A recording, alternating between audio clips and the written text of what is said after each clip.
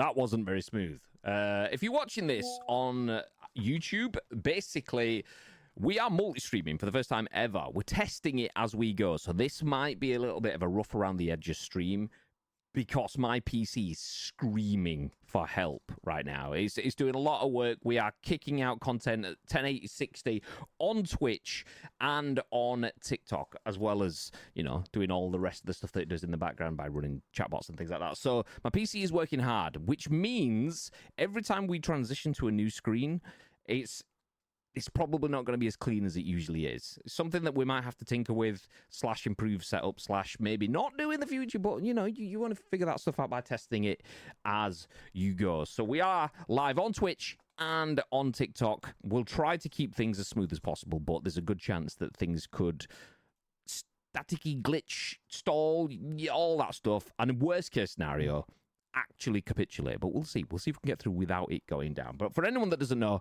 my name is Graham, this is Bib, we are Ice Cream Uploads, and this is The Scoop, the UK's #1 video game podcast, if we do say so ourselves. We bring you the biggest, the best, and the breaking stories from the world of video games. Sometimes. So the script would usually say each and every single weekday, but we dropped the scoop down to once a week while we've had a busy period at work, which has just never stopped. And now we haven't scooped for the best part of a month-ish, probably more. So we bring you the news sometimes, is the gist of it. But we'll just pretend that it does happen daily or weekly or whenever it's supposed to be. We're going to give you our thoughts and impressions on those biggest, best, and breaking stories from the world of video games. But we want to hear your thoughts and impressions too. And then your thoughts and impressions on our thoughts and impressions. We are live on twitch.tv/Ice Cream, as well as Ice Cream Uploads on TikTok. So if you are in one of those streams, please do feel free to get involved, because people watching on YouTube get to pause and rewind and fast forward and all that stuff, but they don't get to get involved. That's what you guys need to do. Before we jump into any of those stories, though, a couple of reminders. If you are on Twitch, if you sub, is it Monday the next loot drop, or is it the Monday after? I'm not going to put on my date. It's not a bank holiday on Monday, is it? No, so it's the 5th, but that is a bank holiday. The 5th? So it'll be the 12th. So, you got a couple of weeks then. If you are the owner of a Twitch Prime Gaming sub, then make sure you throw it down on Twitch, because it will get you entered into the loot drop. We give a prize to a subscriber each and every single, I would say weekday then, like I was running through the Scoop intro. Each and every month, one subscriber bags a prize just for being sub to the channel. So, could be video game, could be one of our snazzy ICU hats. Who knows? So if you are a sub, you've got until the 12th before the next loot drops, is basically what I'm going to say. If you can't wait that long and you want something free, we'll stick around to the end of the show. We'll run through Free Game Friday and tell you what games you can get free right now. But also, we are running a giveaway for Monster Hunter Wilds, which I almost called Monster Hunter in the pre-show again. Monster Hunter Wilds is our current giveaway. We are giving away a copy of that on PC Steam. So if you're looking for something free, looking for something new to play, and you don't want to pay for it, then do feel free to get involved in that. It's a Gleam giveaway as well, so you don't have to be a Twitch user, you don't have to be a TikTok user, you don't have to be a Twitter user. You can be all of them and get multiple entries, and if you could just enter in one and be lucky with that. So get involved. Get involved. JMK says, partnership, yes. That's one of the things we were talking about in the pre-show. We are partners with a few brands that we absolutely adore, the likes of Logitech G, GT Omega, but we have a new partnership that we'll be announcing soon, so keep your eyes out for that. Should hopefully bring us some good content opportunities, should hopefully bring some giveaway opportunities as well. And naturally, we only partner with brands that appeal to us or apply to us or would benefit our community, and this is another one of those as well. So anything that we do with this new partnership would be something that would be beneficial for you guys too. So if you want to get involved, grab some giveaways and things like that, see some cool content, then please do keep your eyes open for that. Nice. I am ready to believe toy Lambos for the wee man. Not toys. Yeah, just doing donuts in the car park. Next to his dad. Almost as smooth as Trim. What? Or Trump. Nice. Your PC is screaming for help. Should have heard me the first night in the clack. It was a mix of screaming and crying. Oh my God! Ah! Seen as a hero, though. Money! if you're on TikTok, I don't know whether you got the audio there, but that is a raid alert. Manny has just raided the stream with 109 viewers. How is things going? Stay frosty, yeah. How is things going? The last I saw, you were about 4 or 5 games away from the end of the season with Birmingham. How did that go? Did we just become best friends? Your players weren't necessarily... They were shit. They were being shit for you, that's what I'm going to say. They were being shit. Like, it was one of those where it was like full-on Manny had done everything he could. He got all the way through on goal. I can't remember which striker it was.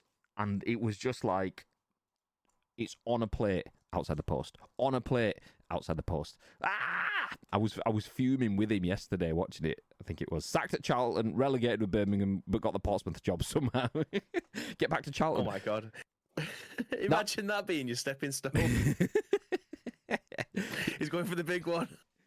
So I saw you get sacked at Charlton. I saw that, which was madness. Like, I have never seen anybody get relegated on stream, by the way, so congratulations on being my first. Yeah, I'd never seen it before, ever, either. So not only getting relegated, but absolutely dicking Everton 2-0. And it could have been more as well. And the board went, do you know what? That was a phenomenal performance. The best we've played in weeks. By the way, you fired. What? What? We just started to pull something together, tweaking the formations, figuring out where to play the players, moving Gareth Bale into his prime position, and the board were like, nah, it's in a bit. Yeah, he had Tony Hibbert on Tony Hibbert for breakfast. Despite me saying like Shevchenko like 2 games before was going to bag, I didn't realise he was going to bag an hat-trick in like the first half just to absolutely destroy him. But yeah, I do love him. I do love a good old Master League, and you are definitely ticking every single journey in one season. For most people who would spend 6 seasons going through it.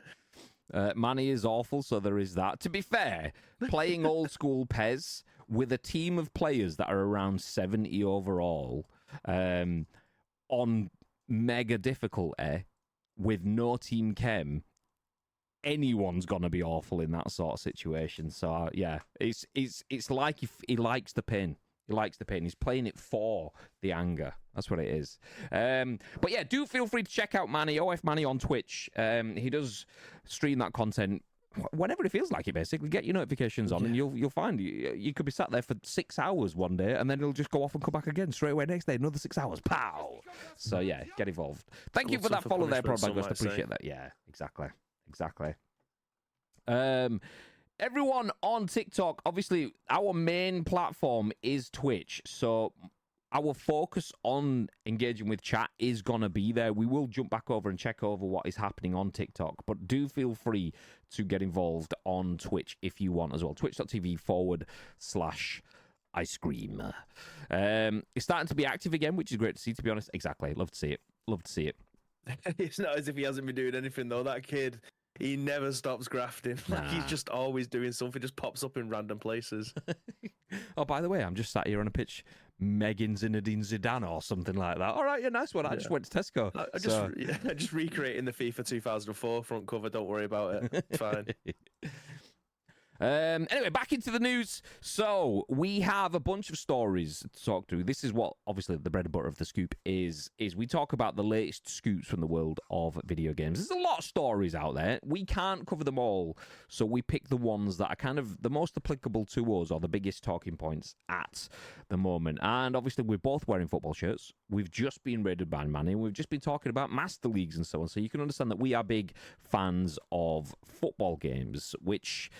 It's kind of fitting because the first story is about EA Sports FC 25 getting its first ever paid battle passes. Did you see this, Bib?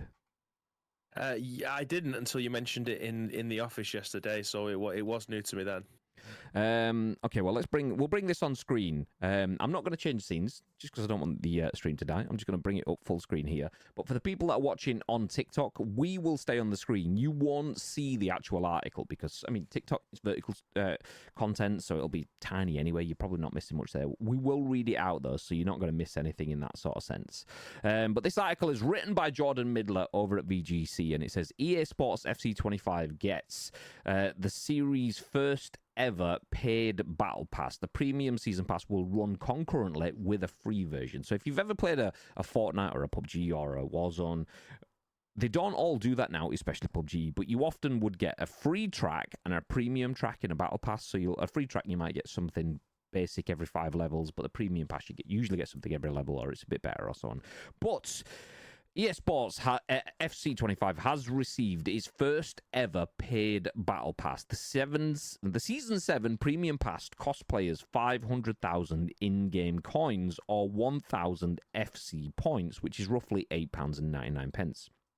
There are 40 tiers to this pass, with rewards including Ultimate Team packs, evolutions, cosmetic items, and player items. And these player items include a 96 rated Immortal Icon Frank Ribery item, a flashback Kenlala, Tots honourable mention Dries Mertens, Tots flashback Lissandro Martinez, and a Tots flashback Federico Chiesa are all part of the battle pass. In a change from previous passes, player packs will also be tradable, when most packs in the season pass so far have been untradable. A free season pass will also run concurrently with the paid version. EA Sports FC, formerly the FIFA series, has featured season passes for several years, but this marks the first time that EA has offered a paid version. Unlike some battle passes, the EA Sports FC Premium Pass won't offer any virtual currency as part of the pass. Some games do this as a method of earning the next pass, meaning that as long as a player continues to finish the battle pass, they can purchase the next one with virtual currency they've earned from that pass. We'll stop there. We don't need to go through the spiel at the end of the article, but the gist of it is season passes now have premium tracks within them. You can spend £9 roughly to get a pass, to get a bunch of packs, a bunch of items, a legend player, and a bunch of other tots sort of stuff within there. What are your thoughts, Mr. Bibb? So immediately, it makes me think that this is the warm-up to a free-to-play mode within FUT, and that's kind of where I went with it. I mean, people might think that is clickbait, what I've done with the title today, and to you know what, you're probably right. But usually, when things have battle passes within the game, it's usually right before it goes free-to-play. And I feel like they're going to try and remove the barrier for FUT by having to buy the game for 60 quid. I mean, it ends up going into Game Pass halfway through the year anyway. So people, they might get the Christmas money in, and then come January, February time, ends up going onto Game Pass, because they know that they've reached the maximum amount of people that are going to go out and buy it. They're not going to get that money anymore. People end up picking it up from shops for half the price if anyone still goes into shops, or it'll be on digital discount on the storefronts. So the fact that this battle pass could be, I don't know how long it lasts for. If it's a month, then all they need to do is run it for 6 months, and they've managed to get that money back from people not buying the game. If they're doing it every 3 weeks, then they're gonna have 3 or 4 times the value of the game, but being a monthly subscription model. Like, I know there's going to be a fallout between now and the end of the season where people aren't playing EAFC all that often. So having a battle pass in there might give them the option to extend the lifespan of the game a little bit more while still getting money from you. Like, rather than buying FIFA coins, people might go, actually, I've got something else here now, and I can earn X amount of coin and FIFA points during this battle pass. So I feel like the game EAFC could end up being a £40 game. I'm not going to say that the next season, in the next couple of years, maybe 2027, that the game is going to be like a £30-40 game. So you have your pro clubs, you'll have your career mode, but FUT is going to be a free version of the game. So all barriers of entry is completely down, and then you'd just be buying get the money back from the battle pass, because there will be hundreds of thousands of people out there that just spend the £60 and then never put a penny into Ultimate Team. There will be hundreds of thousands of people that do that. Whereas now you've got an option to spend £10 in the game on top of the money that you spent to buy the game, and they think, actually, there's a lot of content here. That's what I do with likes of Fortnite. I'll play it on a chapter that I think interests me. Like, the last couple really haven't interested me at all, so I've not picked up the battle pass, I've not touched it. But the next time something happens and a chapter that actually interests me, I've got no problems in spending 12 quid or whatever it is for the battle pass, because I know I'm going to get my money's worth out of it. So I genuinely feel like this is going to be the precursor to FUT becoming a free-to-play mode, and then the rest of the game will be hidden behind a paywall somewhere, but for like half the price of the actual game, just to get the pro clubs people back in again, just to get the career mode people back in again. And then do it like that. I feel like that's definitely the plan for them, and I don't think it's a stupid plan by any stretch of the imagination. These companies need to evolve with the communities and the way that the whole video game landscape changes by the day. So I feel like this might be something. If they are listening, that's a freebie for you. But I feel like that is going to be their plan anyway. Yeah, when I first heard this, so we were in the office. This story broke yesterday, and my gut instinct was this is going to be in from the start of the next game. Ads in the chat says the fact that the paid pass was planned for launch, but they didn't release it on launch due to backlash, but think it's okay now is terrible. In my opinion, I'd be totally fine if I could buy this battle pass and then the next, but you can't. Scummy having to pay for a game and a battle pass, and you're still mostly praying on luck with the packs.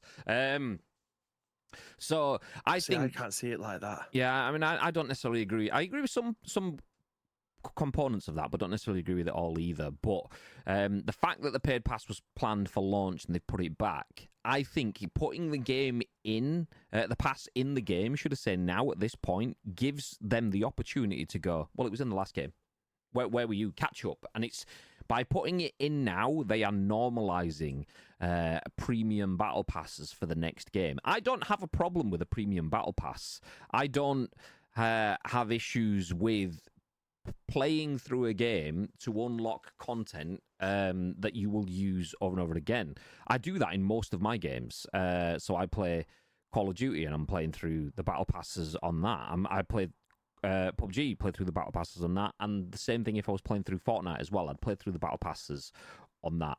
The difference is they are free games. I don't agree with paying for a full price game. And FIFA, I mean, don't get me wrong, FIFA this year, the price did drop very quickly and very dramatically.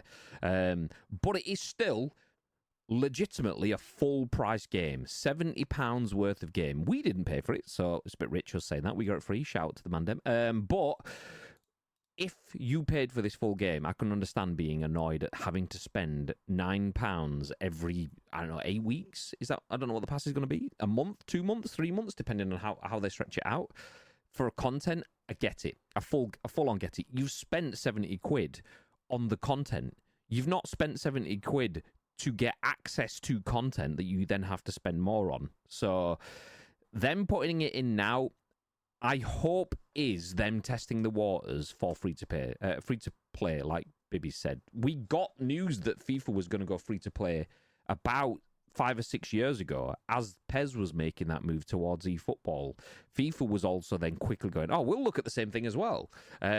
Obviously, PES isn't the same game it was. Whilst FIFA has improved, PES doesn't have the same amount of modes and functions and so on. So they've just gone, oh, well, while they're figuring their shit out, we'll just keep charging a fortune here. And you know what? We'll add battle passes in and stuff. So that's not great for me. I'm not a fan of them throwing paid content on top of a paid product.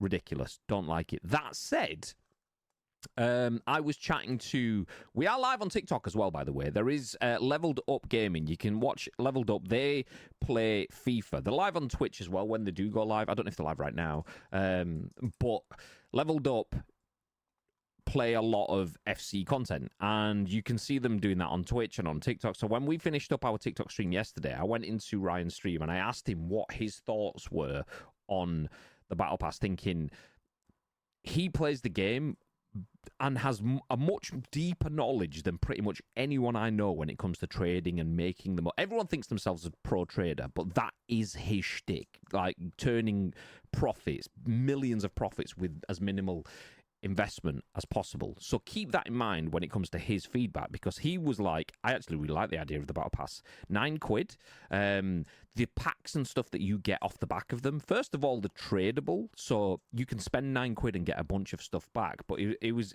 referenced in the packs, and I won't say what they are because I don't play the game anymore. I played it for a few months at the start of the year, but I've given up now. But he was like, let's say it was a 94 plus pack or something like that. If you bag someone good in the 94 plus pack, that could literally be millions of coins. That £9 is paid for the rest of your year. I know there's only a few months left, but he says imagine getting that at the start of the year, bagging a 94 icon or something. You sell that icon and you've paid for the rest of your season. You don't have to put any more money in.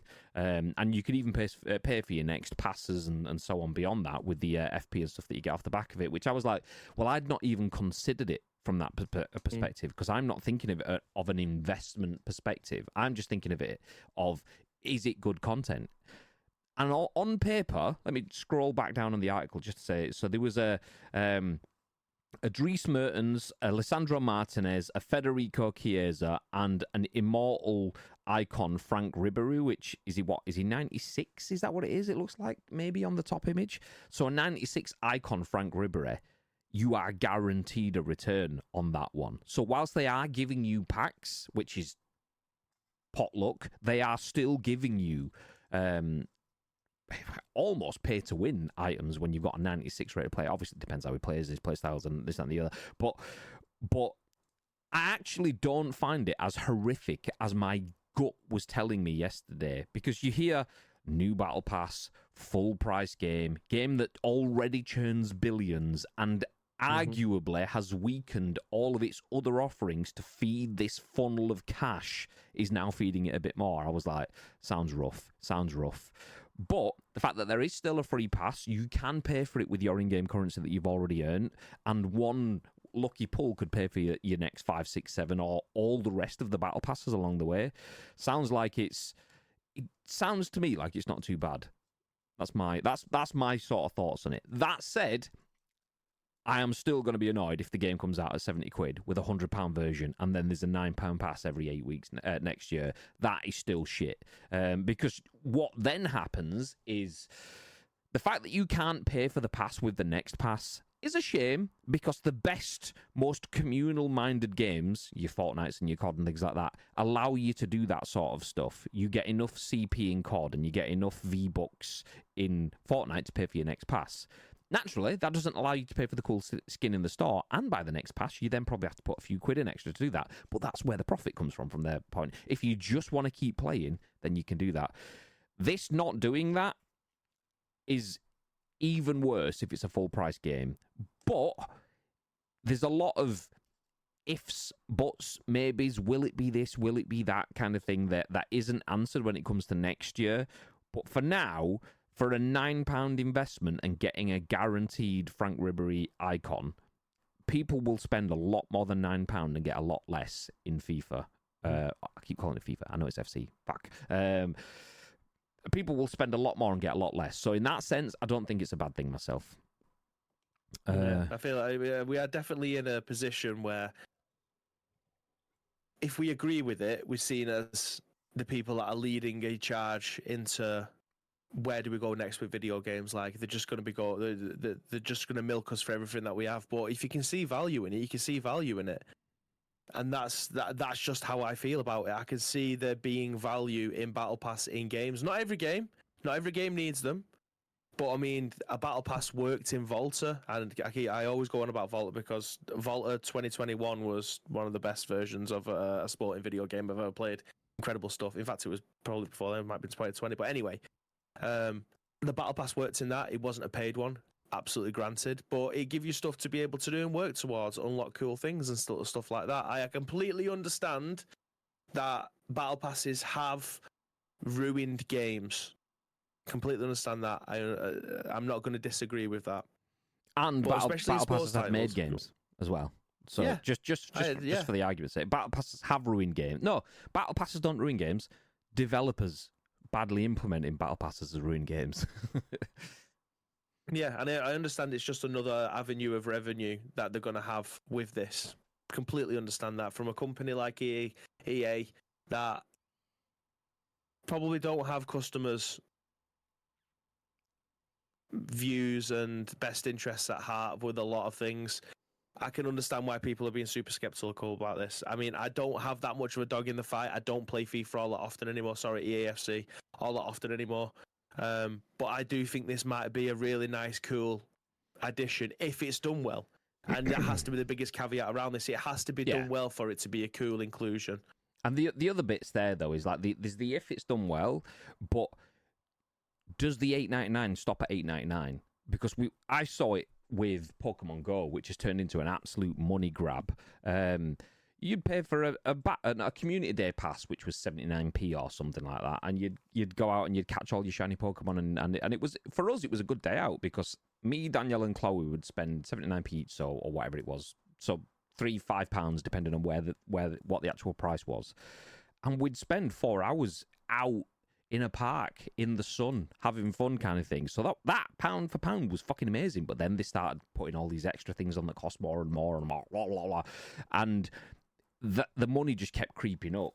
And we've seen that with PUBG. PUBG is exactly the same kind of game. They are maximizing the profit as much as they can, to the tipping point. EA have always had very, very good intel and financial insight. Their economics team are really, really good. So that's not always a good thing for the consumer, because that means, we can focus on how much we can get out of people. And if people pay this, then the $8.99 might become $10.99, might become, there's the premium pass and there's the premium plus extra, which is £25 a month. And it's like, but looking at this, I mean, Tank said, sadly, it's nowhere near that, though. It's 83 or 84 plus, and at this stage of the game cycle, the majority of players you'll get are worth sweet FA. I mean, you say that, but this is the thing. Like, this is me not knowing. So I'll bring this article back up. You get Alessandro Martinez, it said in the text, and in the image at the top, it shows you a choice between flashback Alessandro Martinez or flashback Donny van de Beek. And both of them are 94 rated. So that's not an 83, 84. What is that then? Is that a different player? Because surely that's false advertising if that is the case. Or have they just got a cached image from something else and just thrown it in? And then there's the Team of the Season Immortal icon Ribery. It doesn't show you his rating, but the fact that there's a 6 on the end, I assume it's 96. It could be 86 for all I know. I don't know. But like... It's 106 Graham, his own power. So I was assuming it wasn't that bad with the 83s and 84s. I mean, the thing is, everyone then has Lissandro Martinez, 94. Everyone has Frank Ribery, 96, or 666, as JMK says in the chat. Everyone has those players that are mega rated. So it does impact on the meta because, yeah, you've got 94 centre defensive mid Martinez, but someone else who's got Rodri 98, that becomes the minimum. So 94 bottoms out the market. Everything has to become more expensive. Your players suddenly become less because you can get a free Martinez. Any other central defensive midfielder economically tanks. So you need people at 95 plus, unless he's a shit player, he's got crap stats and whatever. That's all subtext sort of stuff. So it still does have impacts. It still does influence the economics of the game. It still does influence the market. And having everyone ploughed in with a 94 central defensive midfielder means that if you're lucky to be sat there with a 95 or a 96, the Ballon d'Or Rodri card sort of stuff, suddenly that was worth 20 million. That the price ranges for that will start to creep up then. So you're sat on a growing nest egg, but everyone else who doesn't have that just sees the bottom fall out of their stuff. So swings and roundabouts. No, they are in there, but the big players are few and far between. There's 40 levels to the pass and like 4 or 5 guaranteed big players. I think that's fine though, right? Like for the sake of a season pass, you don't want a full 11 in a season pass, because then what's the point in playing then at that point? You only want a few. You want like one decent thing every 5 to 10 levels, realistically. You want, I've got a new fucking kit, or a new ball, or some coins, or whatever the currencies and stuff are. Some Evo stuff, as like, blah, blah, blah. And then you'll get, I'll get an 88 player, and then blah, blah, blah, blah, blah. And then you get a 90 player, blah, blah, blah, blah. And you get a 94, blah, blah, blah, blah. And you get a 98-ish sort of stuff. Like, just like we do in PUBG, except you play for a full season pass, and you might get one thing that's half decent on PUBG. This, at least, there's a few bits scattered around. So I don't mind that. Like, having 4 or 5 stuff scattered around for $8.99 is not bad. If you think of how much it will cost you to get something 94 rated in packs, generally, you're probably spending 4 times that amount to get something of a 94 rating or above. So in that sense, it's not a bad return on investment. It's still an investment, though, and that is always a bad thing for some people. So I get it's not going to be everyone's cup of tea, especially with the game being paid for. But I agree with Bibby in terms of battle passes have ruined. It's like guns don't kill people, robbers do. Battle passes don't kill games, devs do. So it's not the pass, and it's not getting content, and it's not having a premium track that I have issues with. It's how they use that power. Power comes with great responsibility, the sort of Spider-Man-esque stuff. And we know that EA isn't necessarily the one that's going to be out there looking out for your best interests, is it? So we have to wait and see how that comes. But yeah, EA Sports FC 25 gets its first ever paid battle pass. Did it actually say when it's happening, when it's coming? I don't think so. EA Sports FC, team of the season set to begin this. I'm assuming it's already in there already, because usually the battle pass news lands as the battle passes land. But we'll move ahead. Let me get rid of the discussing now, and bring up the next story. This is once again written by the homies at VGC, this time written by Jordan Midler. And this is for the PlayStation, Mandy. PS5's classic PlayStation themes are coming back this week. A new audio focus feature is also coming to the system. So Sony has announced that the classic PlayStation themes, first debuted during the PlayStation's 30th anniversary celebration, are coming back permanently starting this week. I don't understand why they thought, do you know what, let's give someone some really cool nostalgia trips like a PS2 and a PS3 and a PS4 theme, and then take it away. What's the point? Why would you do that? But yeah, fair dues, they put it back. Anyway, last year Sony released a PS5 update that let players customize aspects of the console's operating systems based on different console generations. This included the PS1 boot up animation as a new startup sequence and a variety of themes based on PS1, 2, 3, and 4, or the 30th anniversary, which could be applied to the home screen and other areas. The themes were removed in January, at which time Sony said they would eventually return to the console permanently. The 4 themes celebrating the history of PlayStation will return to the PS5 on April the 24th, which was yesterday, as part of the system update. Sony has also announced Audio Focus, a new feature which, quote, increases immersion by providing presets to amplify soft sounds to meet your hearing preferences, ensuring a clearer audio experience when using headphones or headsets, according to Sony. Sony has announced that the feature will include the following options: boost low pitch, which will amplify low frequency sounds like roaring engines and rumbling noises; boost voices, which amplifies voice chats, character voices, or other middle frequency sounds; boost high pitch, which includes things like footsteps and metallic noises; and boost quiet sounds, which amplifies low volume sounds from a wide range of frequencies. The audio focus feature is available when using headphones connected via USB or analog jack. It is not supported for HDMI connections through TV AV receivers or soundbars. Recently, Sony added animated backgrounds for Days Gone. Blah, blah, blah. Okay, we don't care about the other soundbar stuff. But 2 things there. Sony has added the classic themes that were on the consoles back on. So if you didn't use them, or you did use them before, and you don't have the option to, they're back again. Nice. As of an update yesterday. And then we'll jump on Audio Focus after. But initially, what are your thoughts, Mr. Bib? Yeah, I mean, I was very much like you. I loved that did the 30th themes, and I think I had the PlayStation boot up sound, obviously, for the ultimate nostalgia trip. 100%. And it obviously got taken away. Do you know what? I completely forgot that they had them, because I don't even remember when they're taking them off us, which is annoying. It's only when I saw this article this morning I was like, oh shit, yeah, I would have booted my PlayStation 5 up. I hadn't heard it for ages. I completely forgot it was there. Anyway, do you think that this is going to be something that they're going to charge for? And I say this, right, with a small caveat that obviously the Oblivion remaster, which we'll move on to very, very soon, the Oblivion remaster has now come out.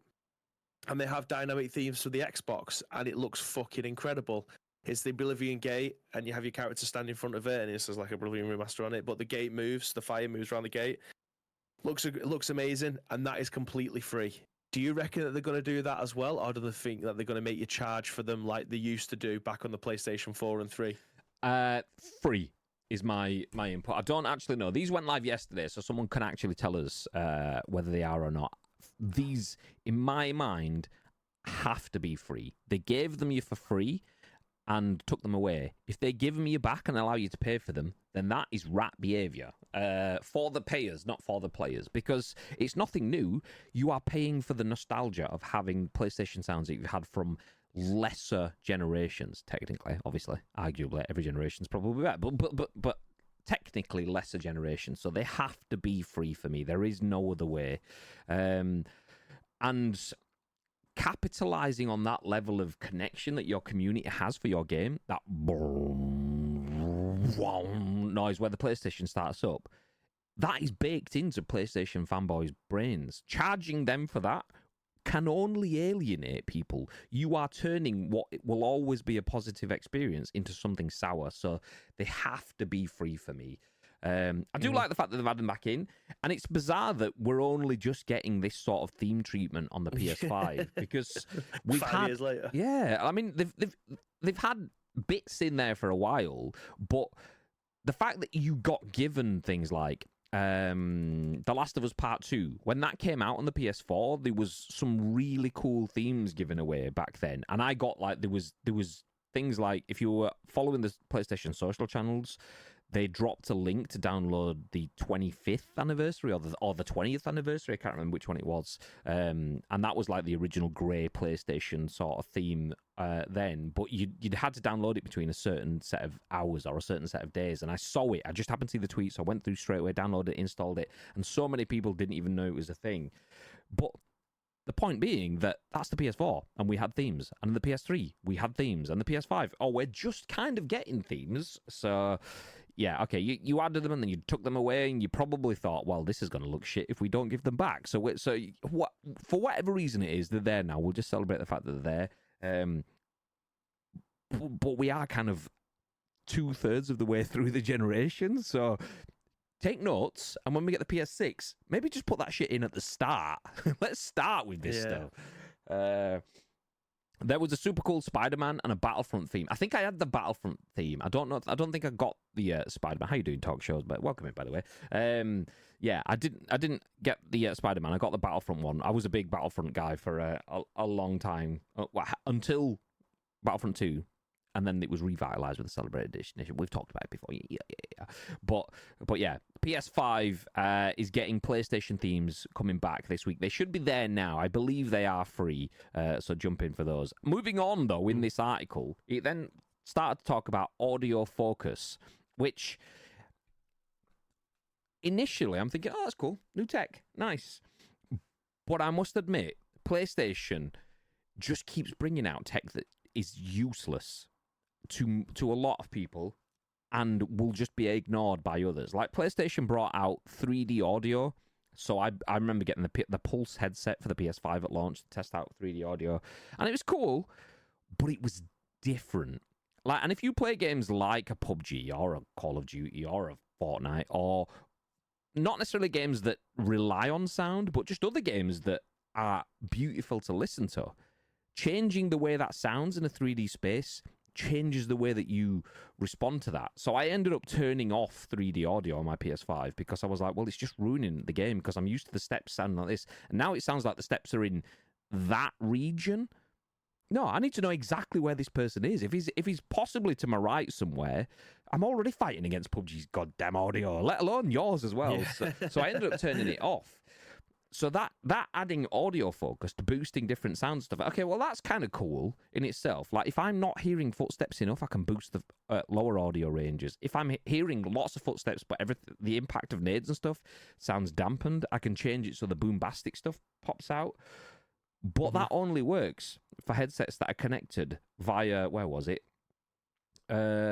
Headphones via USB or the analog jack, not through any HDMI connections. But it doesn't mention Bluetooth in there. What if you've got a Bluetooth connection or something? It just sounds weird that it's, some more technology that's not universally applicable. My headset is connected effectively through HDMI because I'm running it through a stream setup. So this is useless to me. This is great to talk about. Wonderful. I will never listen to this unless I'm playing in the living room. And when I'm playing in the living room, I play on the TV with the speakers on. So I will not use this tech.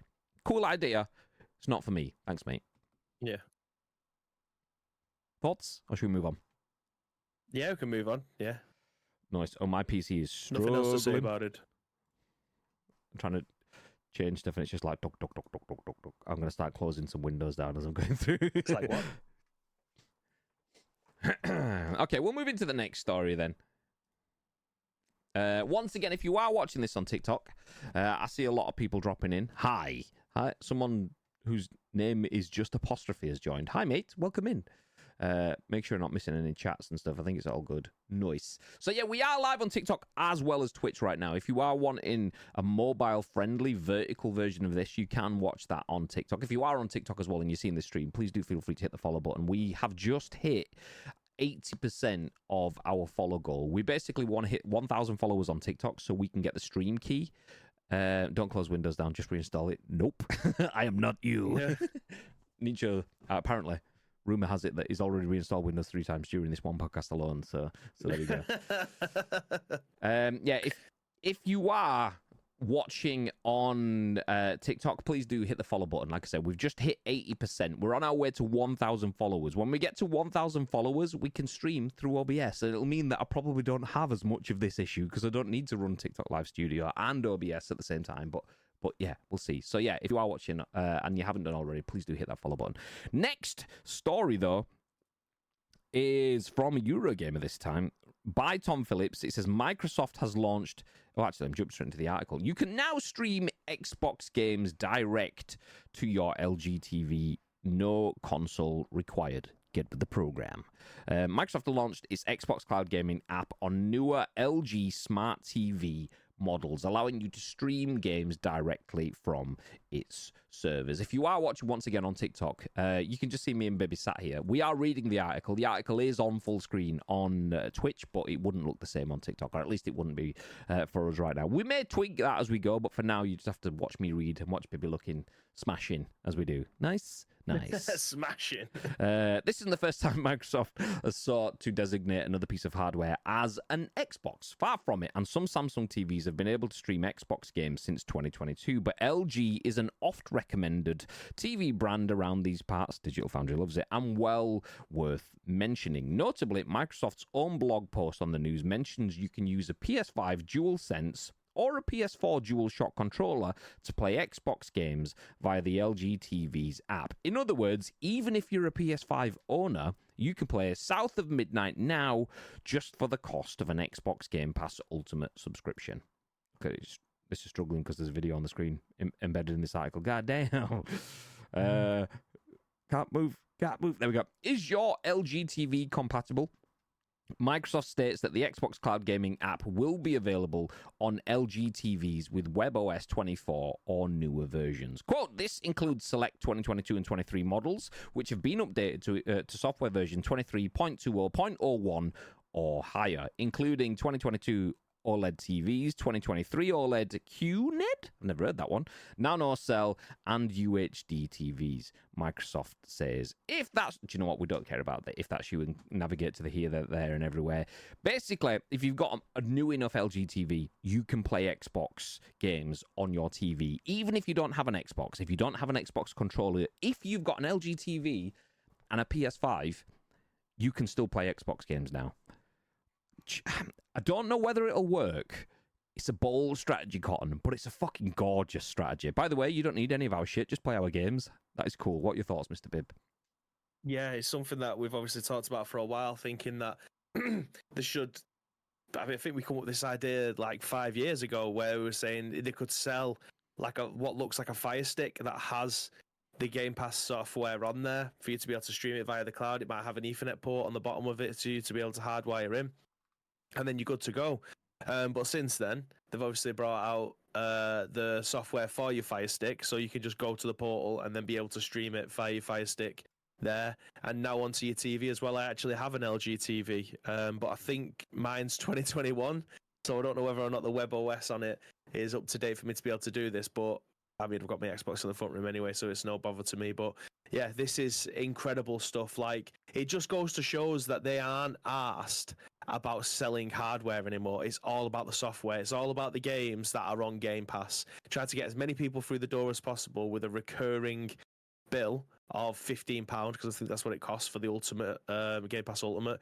Get them through the door, £15 every single month. They can play as many games as they want, but they're going to keep that revenue coming. I think that's all they're asked about. Like, they're not bothered about selling consoles anymore. That is the premium way of playing Xbox games on an Xbox Series X. But if you're not bothered, but you've got an old controller that you think, okay, my internet's good enough for me to be able to stream games, I'll just do it on this. It's £15 versus nothing. So it's money either way coming in for them. Yeah, I love that. It's the continuation of this is not an Xbox campaign, which they did really well. Unfortunately, a lot of people saw it and a lot of people didn't see it. The campaign was effectively they took over big screens. If anyone's been to London Euston train station, there is a massive wall of screens, and they effectively took over those screens, saying this isn't an Xbox, but it could be. All you need to do is just fucking hook up an internet connection and control, and you can play stuff here. And it's a cool campaign. And they've followed that through now into including the enemy within their pitch. It's like symbiosis, like Trojan horse marketing. You got a PS5 controller? All right, nice. Yeah, you can play Xbox games. What? PlayStation will not be doing that the other way. So it's so aware. It's cool. It's cool. Even if it's a risk, because you're going, we are acknowledging the enemy exists. But Xbox have always done that. Like, PlayStation will launch a new console, and Xbox will be like, congrats on the launch, PlayStation. And then 2 weeks later, like, Xbox launched theirs, and PlayStation announce it. But you always get the feeling that it's like, they're announcing it because Xbox did, and now they look shit if they don't do it back. Whereas Xbox have always been like, pow, let's go, boys. So, yeah, it's cool. It's cool. Will it change a lot? Maybe not, because I feel like the people that are going to be playing Xbox games already have Xbox games, and there's still a little bit of understanding. Maybe we will. I feel like it'll take some time for the world to get used to just having the Xbox app on a TV. First off, TVs are not consoles and are not mobile phones. You are more likely to have a TV in your house for 10 to 15 years than you are to have a mobile phone or a console. So if you got your TV anytime after 2011, you're probably not going to be looking at getting a new one for... Well, maybe you are now, you're just about ready, or you're probably going to have it for another 5 or so years. By that point, we're into the next console generation, and that's where we're looking at it, kind of thing. If you're due a new TV, then maybe this starts to appeal to you. But the people that are already using 2022 TVs or newer are most likely going to be the people that already have an Xbox or a PlayStation anyway. So whilst it is cool, I don't think it does anything yet. So it's a cool story, it's a great angle, but it needs, in my mind, another 5 years to mature, because that's when your audience that doesn't have the consoles then starts to pick up the TVs. And yeah, obviously, it's a slightly different world. I'm talking about the living room idea. It's a different world where people have multiple rooms and every room has a TV now. So it is more likely that people will be starting to buy new TVs and so on. But even still, if you need a new TV for the spare room or the kitchen or whatever, and you buy a 2024 OLED LG TV for it, you're probably not going to fire that up as your console in that room or whatever. And then the hassle of like swapping it around for the living room one, but you only bought a 32-inch OLED for the kitchen, but you got a 55-inch in the living room. Yeah. So, yeah, give it 5 more years and this might start to move the needle. For now, it's a cool idea, just needs a bit more time. Just like manure. I genuinely feel like this will be for people who might not have more consoles in the house. Like, if I've got my PlayStation... if I've got my Xbox up here, but I want to play it on the TV downstairs and I want to just jump back in, then you have the ability to be able to do that now, don't you? Yeah. It ticks a lot of boxes. Like you say, if you are a gamer, then chances are you've already got an Xbox in your house somewhere. It's just for those people who probably don't want to unplug everything because they've got it in a setup, and it's just so much easier if they want to play it on the big screen in the front room. They've got people coming round or something, they could just Bluetooth the controllers to the TV, and you're good to go. Like, it would be perfect in my house. Like, if it works, amazing. I can bring my Xbox back up here again, but cloud gaming works in my house because my internet's fast enough for it. Yeah, I mean, that's something I'd not even considered, the speed of internet. Cloud gaming has only existed to me for the last 6 to 8 months. Being in the office and being able to just load up PS5 remote play on my laptop, or being able to load it up on my Steam Deck and things like that, it's changed the world for me. But there's that sort of element of where people need internet that's good enough, but people need the hardware that's good enough as well. So this is the bit for me. It's a good concept, but the early adopters of tech will already have the consoles, so the late adopters of that tech won't. So it will be time before it starts to filter out. Once it does, I do believe it will start to become more of the norm. People just going, do you know what, I'll just fire up the Xbox app or whatever. You then start to get through the bit of, okay, well, we need to break through the casual barrier. Or you can just fire up the Xbox app on your TV and play that single-player game on your own. Nice. How do I get on Discord and chat to my mates if I'm playing on my TV? Oh, you have to pick up your phone and you have to get a separate headset and all that shit we have to figure our way through, because console gaming is super core casual, but video game development still considers external apps that are very commonplace like Discord to be hardcore, and they don't like really accommodate that being as part of the ecosystem. Obviously things like Xbox and stuff having that built in helps, but can you do that through the Xbox TV app? I assume not, but I don't actually know. I don't know. But yeah, great idea, and I'm a big fan of it. I still think, like I say, we need early adopters and then late adopters to pick it up. Better hardware, better internet infrastructures, and better software, making it more applicable to people like me and Bibby, who might go, do you know what? Let's just jump on and have a couple games. We're in a hotel. We're at Gamescom. Bibby's in his room. I'm in my room. German internet's the best in the world. And it's not always, but we'll just say it is. And yeah, go on. We'll just jump on and we'll have a couple of games of PUBG or whatever. And yeah, we can do that, and we can jump on Discord, and we can do all that sort of stuff. Then that's big things, big fan. But yeah. Isn't that just Stadia, just without the dongle? Yeah, but Stadia with the games. Yeah, exactly. Stadia, but with what Stadia promised and never delivered. Yeah. Although, don't tell that guy that we were talking about the other day. Randomly, for those that have been viewers of the channel for a while, we talked about Stadia being 6 months away from death or something like that. It was something like that. Maybe not that, but that's effectively enough to build the story off. So, and it would have been, we were reporting on a story. Stadia is 6 months away from dying, and 6 months to the day, some Stadia super fan came back and responded to our tweets and so on, saying, Stadia's still alive, mate. So that means he must have seen the story, set a reminder or something, and then 6 months later came back and started knocking on the door. And it's like, mate, we'd chill out. We're reporting on someone else's news article, someone that's, a technical analyst that says this looks like it's gonna die, and then it must have been about a month and a half later, Stadia died. Deleted his account and everything. Bye. Just like manure needs maturing. Oh, is that a charged statement? Do you think cloud gaming shit, or are you just bantering? Still devaluing physical and longevity of game history. Yeah, and that's a whole different thing in itself. Is video game preservation.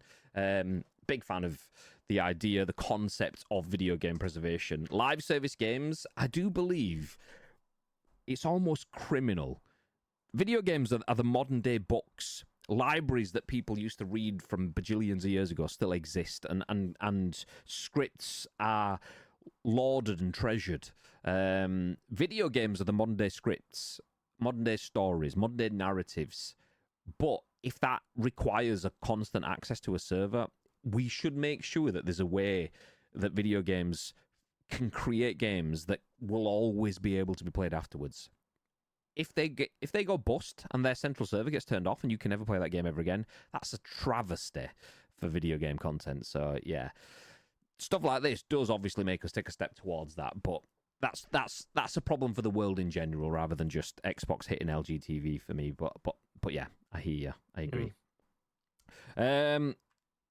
Speaking of long games and legacies and all the rest of the stuff, by the way, if you aren't following us on TikTok, Instagram, YouTube, you might have seen Bibby do absolute magic in about 14 seconds worth of editing the other day. So obviously, for everyone that's been around for a while, Bibby is a reasonable Elder Scrolls fan, and Oblivion Shadow dropped earlier this week. The remake. Technically, they called it a remaster, didn't they? Even though it's more like a remake. I think there's actually some like caveat to it. That the reason why they've had to call it a remaster rather than a remake, I think it's because they kept the original story, the original voice lines and stuff like the original areas, and they just upgraded everything else. Whereas, like, I think a remake would be classed as what they did with Resident Evil, with Resident Evil 2, 3, and 4, where they literally took the game apart, added new areas, removed some old ones, new voice actors, new models and stuff. So I think they've gone with the charm and the beauty of what made Oblivion, but just made everything look a lot prettier, because the combat and everything still feels the same. It still feels janky as shit. All the old bugs and stuff are still there. They've just made it look a little bit prettier. Speaking of pretty, by the way, shout out to Gagad, who says no ads on TikTok. Let's go, baby. Thank you for sharing the stream on TikTok as well. Also, shout out to Michael Thomas, says, go on, baby. Michael Thomas? Yeah. Oh, I missed that.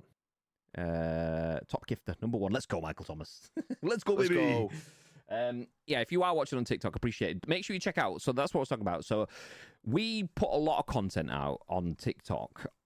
Sporadically, it's not our number 1 platform. We are Twitch partners, so that is our focus. We are obviously live on TikTok for the Scoop for the first time ever right now.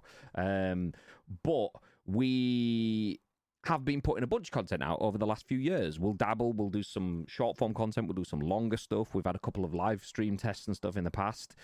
Some of them require a lot of foresight, foreshadowing, forward thinking, editing, scripting and planning, and you come out with this wonderful piece of content and you get 700 views on it. It's like, all right, nice one. Okay, whatever.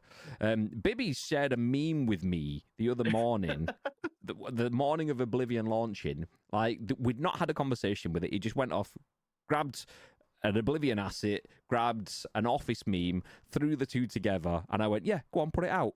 And it's fucking done bits everywhere. It must be like over 100,000 impressions or something across all platforms. Probably fucking close to 15,000 likes or something like that. So yeah. It's one of them, like you say, you can spend all the time in the world trying to perfect it, make an absolute cinema, and then you throw out a fucking 13-second shit post. And it does bits. So but, yeah, all we do now is shit post. So we're going to finish this scoop and just post a few memes. See you in a bit. Bye. Easy. If it wouldn't crash my CPU changing scenes, I'd have definitely thrown up the end slate there for the comedy value. But you get the idea. Okay, final story. Talking about that, we'll jump into this one. This one is written by the team at Eurogamer. Victoria Kennedy says there's already almost 100 mods for Oblivion Remaster. I was going to say it's remake, but you're right. I'll let you off with that one. Even without official support from Bethesda. I don't know what that says. Cyrodiil? Is that? Yeah, it's the name of the place. Yeah. Okay, there you go. That place, Pickle. Nice. Let's go. After plenty of rumors, speculation, and leaks, Bethesda finally announced and released the spruced up version of the Elder Scrolls 4 Oblivion last night. This is obviously from 2 days ago. Soon after this, the studio stated that there was no official mod support for its Oblivion remaster, but that hasn't stopped plenty of players already releasing mods for it anyway. As highlighted over on Reddit, in just 11 hours after the game was released, there were already over 70 mods available for Oblivion Remastered players to choose from. At the time of writing, there are currently 96 Oblivion Remastered mods available on Nexus Mods, at least as I can see while not being logged in, but I suspect it will soon pass 100. This was obviously 2 days ago. These mods include things like faster and slower leveling, slower item degradation, and improved HUDs. There's also the adoring fan desktop shortcut icon replacer, because of course he is going to pop up. So yes, people have certainly been busy since the Elder Scrolls 4 Oblivion Remastered debuted yesterday. Meanwhile, I'm sitting here just chuffed that I have at least managed to get it installed on my Xbox in the time since last night. Sounds like Victoria Kennedy's got my old internet from work. Yeah, damn. Away from my not very impressive Xbox Flex, the Elder Scrolls 4 Oblivion Remastered has pulled in some impressive player numbers for Bethesda and co-developer Virtuous on Steam, where it has 182,298 concurrent player peak so far. Are you one of them? We don't need to go through any of the extra if you get the idea. Probably now over 100 mods for the Oblivion remaster without any official support from Bethesda, which lets you know that people are lapping this up. What are your thoughts, Mr. Biv? Just to put a little small caveat underneath that as well, I've just gone on to Nexus Mods. Again, I've talked about this website a lot on this podcast. Being a massive Elder Scrolls fan across many years, and Elder Scrolls Online, Skyrim, Oblivion, blah, blah, blah, blah, blah. I've just gone on there now, and we're now up to 453 mods that are compatible with Oblivion Remastered. So basically what's happened is, because this game is built, as far as, like, again, correct me if I am wrong, I'm happy to always be corrected, especially if what I'm saying isn't factual, but the game itself is built on the old engine, whereas Unreal Engine is doing all of the heavy lifting graphically. That's why a lot of these mods are compatible with the older game. Sorry, with the newer game, because there are mods built for the older game that are now compatible with this. That's why they're so easy to be able to put together. Again, that's just what I've heard from videos that I have watched about this, so I get happy to be proven wrong with this, but that's the only way that this is going to be compatible, right? Like, the fact that they've managed to chuck out 453 mods for this game that's been out 3 days. In fact, it came out like Tuesday afternoon. Tuesday evening-ish. So it's like 2.5 days. 2.5 days this game has been out, and 450 mods have already been released for this game. Now, I'm probably not going to look at them yet, but I have just seen Universal Achievement Unblocker, which is great, because usually when you put the mods into the game, it breaks, and it breaks your mod, so you can't actually do anything. It just kind of put a block on it.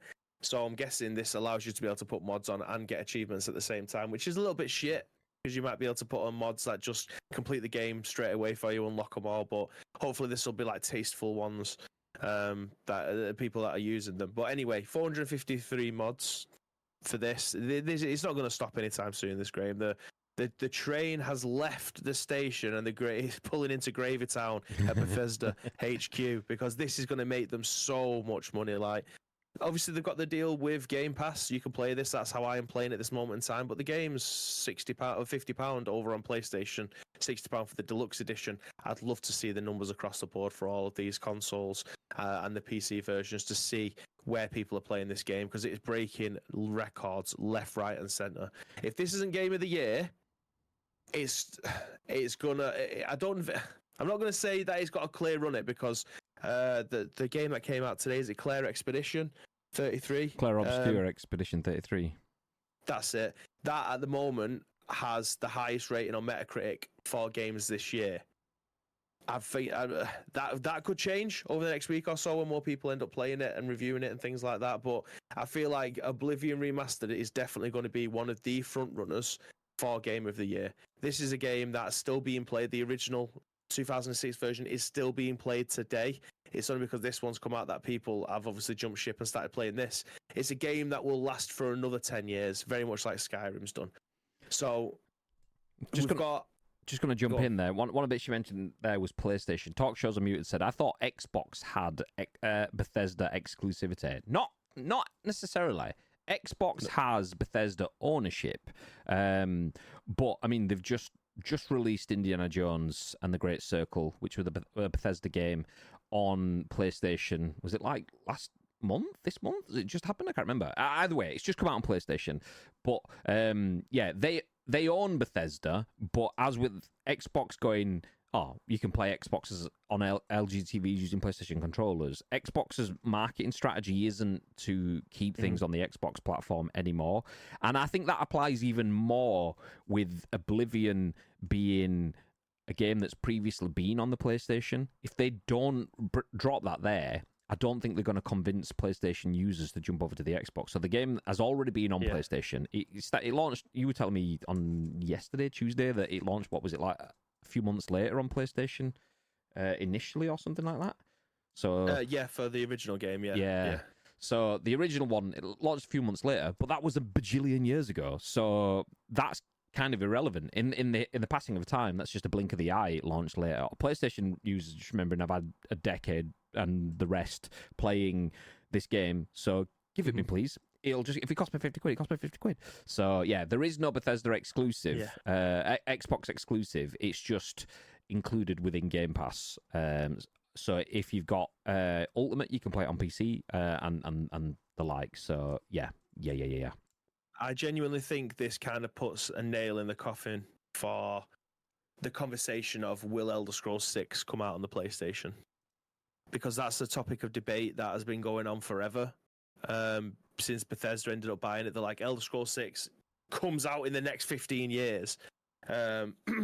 Is it going to come out on PlayStation? Because why would they want to let their hottest property now come out on PlayStation when Xbox have paid for exclusivity on it? I think this kind of gives you an idea now that isn't going to be the case. Like, unless they're going to Trojan horse this shit, and Oblivion remasters come out on PlayStation and go, this is a little taster as to what you could have. But the best way to be able to play, or the only way that you're able to play Elder Scrolls 6 is on a Xbox compatible system, whether or not that be a PC, whether or not that will be the consoles themselves, whether or not it's your LG TV. The only way that you can play Elder Scrolls 6 on these, but I feel like the amount of money that would go missing isn't worth it to them. They need that money to come in somewhere. Whoever it is that will be profiting of it, that money is going to them. And there's so much money to be left on the table if they don't bring this out on PlayStation now. Considering that Forza is now on PlayStation, I feel like all bets are off. Elder Scrolls 6 release date 2045, says James. I don't think you're too far off, give or take a year. The thing is, I think Elder Scrolls 6 will come out on PlayStation. The bit where I'm not sure anymore is, so originally I was like, it will not come out on PlayStation. They've bought Bethesda to make Microsoft games. It's going to be on Xbox and PC, and that is it. It's not going to happen. But PlayStation ran away with this generation. I say it walked away with this generation. This generation is not running anywhere, is it? They limped away. Yeah. So Xbox is still at the start line. PlayStation have waddled forward a bit in comparison to previous generations. It's the fact that we're pretty much still the PS4 generation, just a bit shinier, is what I'm getting at there. So the fact that the install base on Xbox, it's usually like, I think my numbers may be off here, but just go with the analogy for it. PlayStation usually outsells Xbox at like 2-1 over the last sort of generation or two, but I'm pretty sure it's like more than that. Like PlayStation, it's like 66% of the market rather than something like that. Obviously, that's still 2-1, but yeah, I think it's like, yeah, they're even further in front, kind of thing.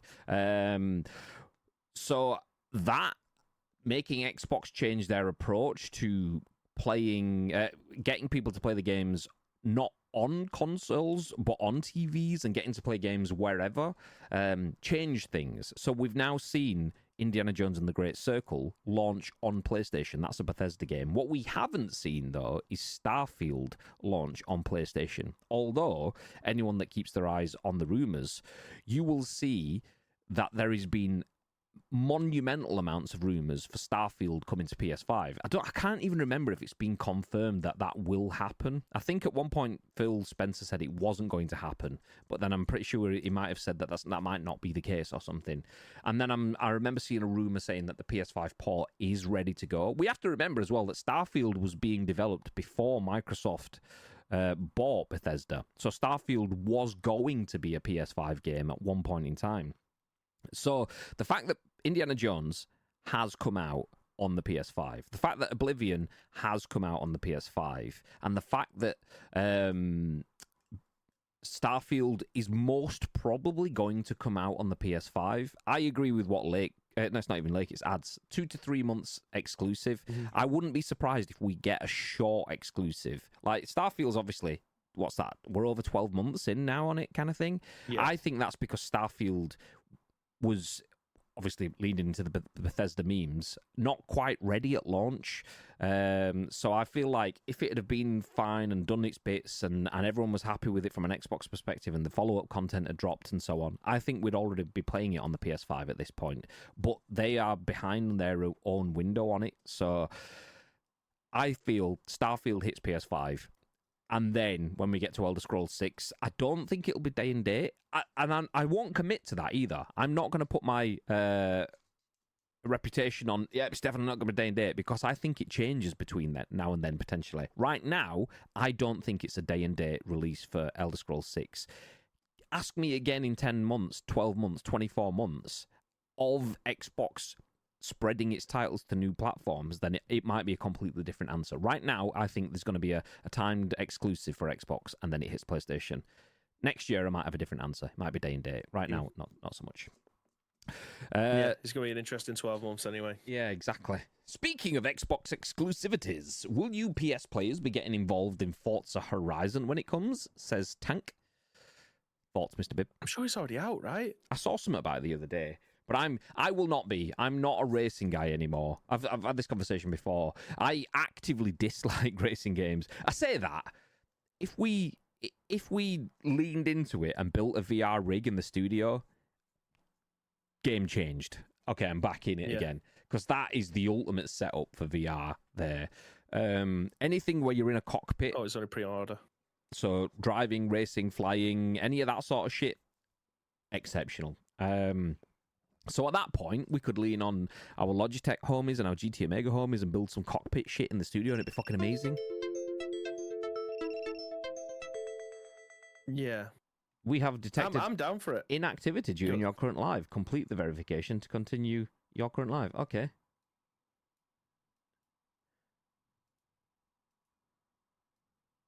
Drag the puzzle, please. Because you must have moved the mouse. It's like my TikTok live window is frozen because it's asking me to drag a puzzle piece, but I can't actually interact with it. All right. Great. Okay.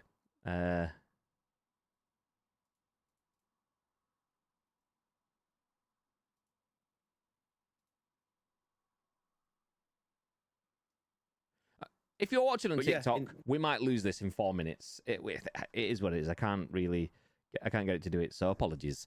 But yeah, I started playing Forza and things a million years ago. Well, not Forza, I'd given up before then. Touring cars and Colin McRae's and all that stuff, and I just ruined myself for racing games. So, yeah, I don't do racing games anymore. I went too hard, too fast, and now I just see it as a bit of a chore. I'll just go out in the car instead. Easy, mate. Nice.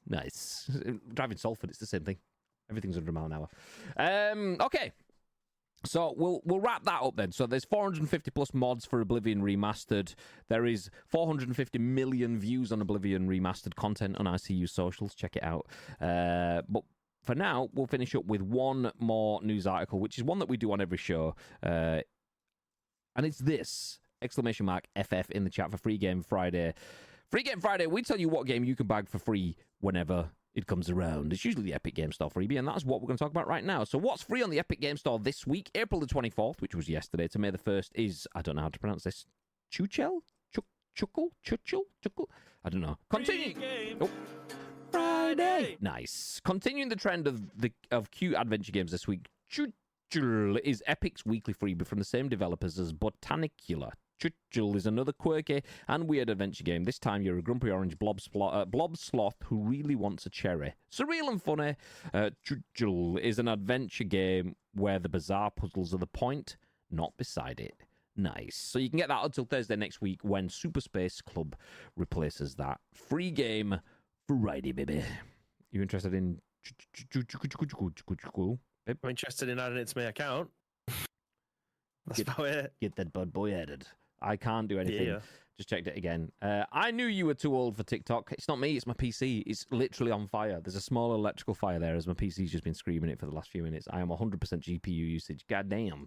But it's perfectly timed, to be fair. We are going to wrap things up. Everyone that's been in the stream, we appreciate you dropping in. Whether you're on Twitch or TikTok with us, thank you very much for joining us for The Scoop. We'll be live next week with the next episode of The Scoop, including another Free Game Friday. So join us then. Before that, though, we'll have a stream tonight and a stream tomorrow and possibly even another stream tomorrow night.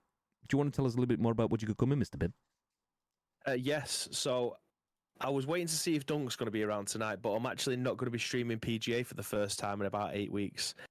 I'm in between deciding if I want to play GTA Online or Oblivion, but I think I might go with GTA Online. I think that's what I'm going to do. I actually started playing it like 2 days ago. And I figured out how to play GTA Online. Like, I just used to do the races online. I never did any of the missions, so I was buying loads of shit that I didn't need. And now I've kind of figured it out. It's actually quite enjoyable, so I think I might end up doing that. GTA Online? Yeah. All right, settle down. Not the RP stuff. Are you... but we're back to doing robbing banks and dodging shanks, do you know what I mean? We've got a history. I was it was Doom. I was chatting with Doom. Doom was I've just managed to complete the verification. I had to report a problem 4 times. Like, basically it was one of those where you slide like the jigsaw piece into the verification slot. But it just didn't give me the slot. It was just like, image is not loading. It's like, great, well, what do you want me to drag then? God damn. It needed 101% CPU usage. So yeah, we're good now. It's fine. Yeah, Doom was talking about playing GTA. He didn't realise just how pretty it looks when you crank everything up. I'm thinking, it's the ultimate game. It's like the most well-developed game by the most well-resourced team ever. If there's any game that you think is going to be shit on PC or anywhere, it would be GTA, right? Yeah, I kind of fucked up a little bit though. So I was playing the PS4 version. I never bought the PlayStation 5 version of it because it's like 20 quid. I was like, I'm not fucking paying for that. Anyway, it's on Game Pass. So I downloaded GTA Online on my Xbox Series S downstairs. I'm like, oh, this looks really good. And then he said, do you want to migrate your account? I'm like, fuck yeah. Like, I've got, I mean, level 40 is nothing now, but it's better than 0 starting again because I assume that's what I'd have to do. So it's like, right, you'd have to migrate your account over, no problems. I pressed it and it was like, you can only do this once. I'm like, yeah, that's fine. I pressed it. I was like, shit. If I want to play my PS5, I'm going to have to start again if I end up buying it. So I'm kind of locked in to playing it on my Series S now. I fucked it, but it is what it is. I'll have to just play it on that. Just have to buy yourself a Series X. I know, but that's a lot of money in it. Take the Series X on from the office for free. Take the Series X on from the office. Someone Sorry, Luke. Someone uses it for Fortnite at lunchtime, but never mind. Yeah, I'll swap you from a Series S. Going into the fights, and Luke's just like running into a corner. What are you doing over there? It still looks amazing. But obviously it's your Series S. Like, it's 1440p. It's not 4K. I completely forgot that I didn't buy it for PlayStation 5 until I was looking through my library and I was like, I've got it. It's there. And then it keeps on saying PS4 and I'm like, fuck, I didn't pay for it. I'm a cheap bastard. Yes, you are. But anyway, I'll be playing GTA Online tonight, I think. You'll just have those people flying around. You constantly on GTA, says Steph on TikTok. I used to have those people flying around you constantly. No, you can turn off passive. You can turn on passive mode, can't you? So people can't, run you over and shit. Because that's what happened to me. I came out of a bank after finishing a mission yesterday, and someone just ran into me with all like the Batmobile. I'm like, fuck this, passive mode on. Because that's what Alpi used to do. He's the one that stopped me from playing it like 10 years ago. Because every time he joined my world, he just found me on the map to kill me. Yeah, just kill you. I was like, what the fuck's this? He's like, why you turn passive mode on then? I'm like, right, whatever. So yeah, he's the one that stopped me playing it all them years ago, and I hated it. I had no interest in playing it. But then my brother Max was like, "Shall we just jump on and just play some?" And I'm like, "Do you know what? Yeah, I will." He never came online, but I ended up playing it myself. I was like, "Do you know what? Now I know what I'm doing. There's missions there that I don't have to pay for." It's crossplay, right? I don't think it is. I don't think it's crossplay or cross save. For a company like Rockstar to not do that is bizarre. But I was going to say I'd play with you if it was crossplay. I'd jump on. But I'll get it on your Series X. Jump on tonight. We'll do some heists. He's thinking about it. I can hear the cogs going. I've just unplugged my Series X in the living room as well, so it's not even like it's. I'm gonna have to go and rip shit up because I started playing The Last of Us Part 2 for the first time this week. So my Series X just got unplugged and put into the cupboard, so it would literally just be a case of plug. Yeah, there you go. But yeah, that's I don't know. It's like something's just switched. I don't know whether or not it's because I was paying attention. I'm not just skipping through because all I used to do was the races. I loved it. The racing on it's brilliant. It's an unbelievable racing game because they take a Midnight Club and put it into Grand Theft Auto. Fantastic.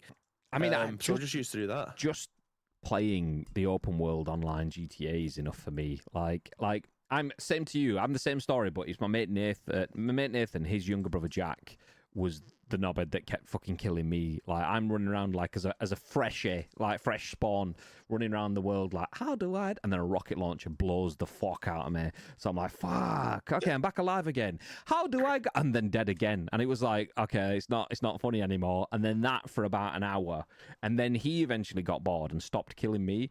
And we had to, we were going somewhere like fucking arse end of the city or something. And I was looking for a vehicle, and they all kind of just left me there. So I'm like, fuck, trying to find and it's one of those where no vehicles were spawning anywhere near me. I'm like bugged out. Eventually found a car and just sent it, and something had happened. I think Jack had crashed his car or something, so he's running up the road on a bridge, basically death alley, and he thought I was going to stop and pick him up. No chance! Fucking flattened him. He saw his ass. He was like, what the fuck have you done that for? No, that was earlier when we were doing that. I was like, mate, best bit ever. I'm going to turn it off now. That's it. I'm happy. Revenge, get fucked, get wrecked, in the bin. I'm off. Nice. Loved it. GTA Online isn't crossplay. Bin. You should try Dead Side. I've abandoned DayZ for it. You've abandoned DayZ? I want to get into DayZ. I'm a freshie on that as well. Literally, the most freshie. So I think Steph's probably got like 6,000 hours into that. She has no life. But yeah, into DayZ. But she did mention Dark Side to me. But I've not played it. Dead Side. 15k. There you go. God Christ. damn, that's like my PUBG hours that across all the platforms. Like, get a life, Steph. Go out and touch grass. There's grass on DayZ. There's loads of grass. There's multiple different types of grass. So winning. Anyway, we're gonna go and touch some grass. Everyone that's been in the stream, thank you. I'm gonna sneeze, so you keep talking, babe. Thank you, mate.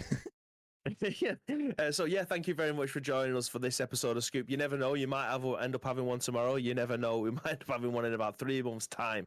But ladies and gentlemen, it's been an absolute pleasure to be able to bring this stream to you. If you want to help shape the next week's show, there's 2 ways you could do so. First of all, find us on social media. It is at Ice Cream Uploads across all major social media platforms, or alternatively, get involved with our Discord. We don't have a chat bot inside the TikToks that's going on here. So, spoiler alert, it's that Ice Cream Uploads across everything, but we do have a link tree on our X, Instagram page, stuff like that. All of our links are listed there. If you are on TikTok, you're watching this, you want to find out where we are. But all we need from you is the URL plus your thoughts and impressions. We will then give you our thoughts and impressions on the very next show, which will be what time? Next Friday, Mr. Graham Day. I have no idea, if I'm being honest, but I'll probably say 10 a.m. Ish. Oh, god damn. I was just trying to copy and paste the link tree from Instagram, but it's doing one of those fucking seedy things where you go off of one of their internal links before you get the linktree.com/ice cream. God damn it. Don't want that horrific URL. There we go. Copy and paste. There you go. Anyone on TikTok, that should hopefully pop up in the chat for you in a second or so now. Link.tree/ice cream uploads. There you go. Bosh. Cool. Well, on PC, it doesn't actually look like it's a hyperlink, which is... Oh, no, but you'll have to just copy and paste it, as I've just noted there. Yeah. So, yeah, that's it. We will be back tonight with some GTA-ish. I will be back tomorrow. I'm not sure what I'm playing. And I'm unsupervised tomorrow night. So I may do an extra stream tomorrow as well. So if you want to see some content... What's that? I might end up joining you, you know. Ooh, spicy meatball. So, yeah, all the contents. Make sure you follow us. If you're on TikTok, do that too, because we've just... Oh, you know, someone's unfollowed. Bastards. We had 801 followers. We're now back to 800. Motherfucker. Still 80% of target. So if you are on TikTok, make sure you hit the follow button, because we do need 200 more before we get our stream key, and then we can do all of the streams within OBS rather than use Live Studio. But for now, we are going to bounce. If you are on Twitch, stick around. We'll drop a raid. If you're on TikTok, we will see you next time. I hope you've had a good one. We've had a good one. Yeah, nice. Stay frosty, bitches.